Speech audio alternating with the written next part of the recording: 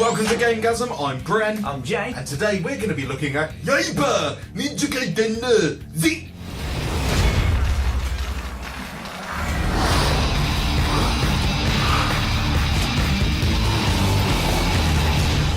Well, what the heck is this? Yes, it's Yaiba Ninja Gaiden Z, and it came out in March 2014. Why are we taking a look at this? Well, it was critically bashed by pretty much everyone, and we found that maybe the bashings were, let's say, a little unjust. Let's address the elephant in the room and talk about how far removed this is from the Ninja Gaiden canon. Its cel-shaded comic book approach and thumping, somewhat dubstep style soundtrack was probably enough to make any true Ninja Gaiden fan fall off the chair and shout, "What the Jeff happened here?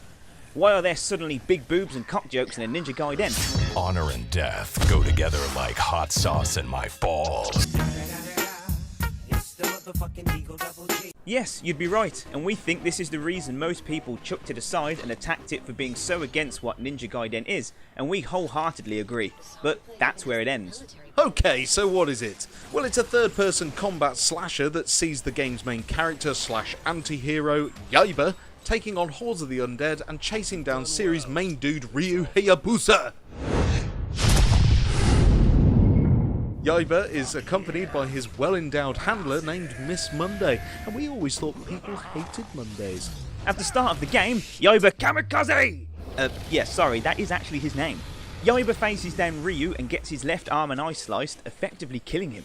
But Jason, a mysterious organisation, brings him back to life and gives him a mechanical arm and cyber eye. Someone had been crazy enough to bring me back, but not all of me. As you do. And now there's been a zombie outbreak and Ryu Hayabusa is investigating the cause of it. So, to exact his revenge, Yaiba decides to work for this organisation to help stop the spread of the zombie outbreak and to kill Ryu. So, totally realistic ninja stuff, eh? Yeah, man. If Big Trouble in Little China sodomized a Terminator movie and gave love squeeze-ins to a Ninja B movie, then Yaiba Ninja Gaiden Z would be the end result. Wowzers, what a sentence. Gameplay comprises of a lot of button bashing to get different combos of Yaiba's abilities. He uses a sword, a flail, and his mechanical arm for hefty punches. The sword gives you up close and personal slashes, the flail lets you hit multiple targets, although it is much weaker, and his fist of metal literally pounds the crud out of the undead, although it's the slowest form of attack. Chaining these attacks together gives you some pretty impressive combinations that all serve to bash the crap out of waves of enemies. You can level up Yaiba by accumulating XP and unlocking other abilities through this skill tree. These serve to upgrade weapon pickups and give you more combos and unlock abilities like the Rocket Punch. And hidden throughout the levels are items like life shards that increase your life gauge, as well as fire shards that increase your resistance to fire and other elements. Once enemies are weakened, you can use the flail to grab a zombie to use as a meat slapper. Sounds like my ex-girlfriend. Ooh, ouch. You can throw the zombies too, and when you really beat them up, you'll see an exclamation mark appear above the enemy's head, and this means they are easy pickings for some brutal execution moves, ninja style. If you get two or more at the same time, you can chain these executions together, and this is worth doing as when an enemy is executed, they drop health, which is the only way to heal Yaiba. Aside from the regular zombies, there are special enemies too in the form of brawlers, zombie clowns, and elemental zombies like electrical stiffs, fire stiffs, toxic stiffs,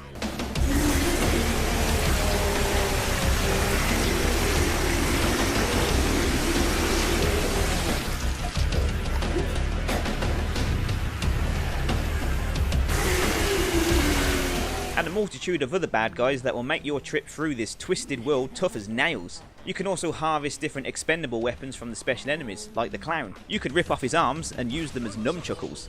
See what they did there? The gameplay overall is simple fun, and it's a hack and slash time devourer that will give you some enjoyment if you're willing to forget it's supposed to be Ninja Gaiden.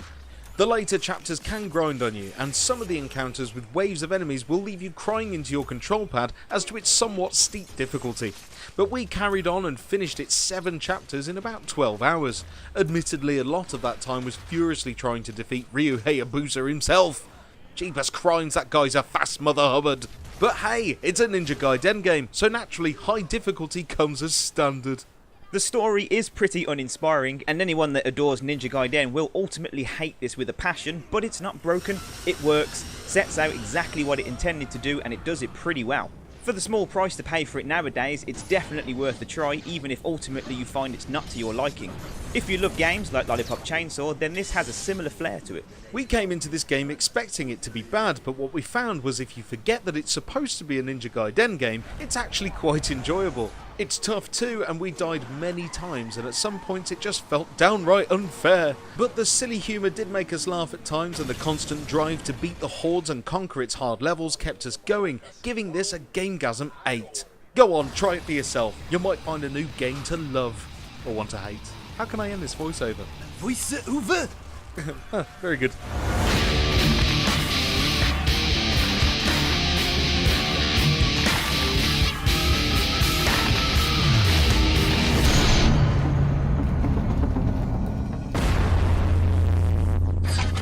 There you have it, that was Yaiba Ninja Gaiden Z.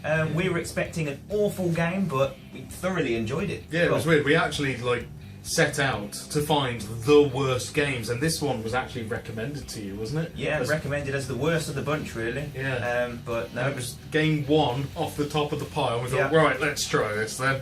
In it goes. 12 hours later, we finished it. and then again the next day. Yeah. So yeah, it was. I found it amazing, but I'm still shocked that this game actually got review scores as low as 2. As low as 2. I mean, on our scale, that is pretty much barely playable. Yeah, broken. And broken. And yeah, to give it some sort of comparison, I don't know if you've ever played a game called Cursed Crusade. Yeah, some high-end reviewers gave that a 4. Still not brilliant, but It's not brilliant, but doesn't deserve a 4 over this one's 2. no, Because not- that was terrible. Yeah. That was a bad game. Cursed Crusade was the worst thing, one of the worst things I played this year. Actually, it was awful. If you haven't played it yet, go and do it because it's funny. For all the wrong reasons. For all the wrong reasons. But anyway, that's all we've got time for today. I hope you've enjoyed the video. Leave us a like if you did, and don't forget to subscribe if you haven't already. I've been Bren, I've been Jake. and we've been Gamegasm.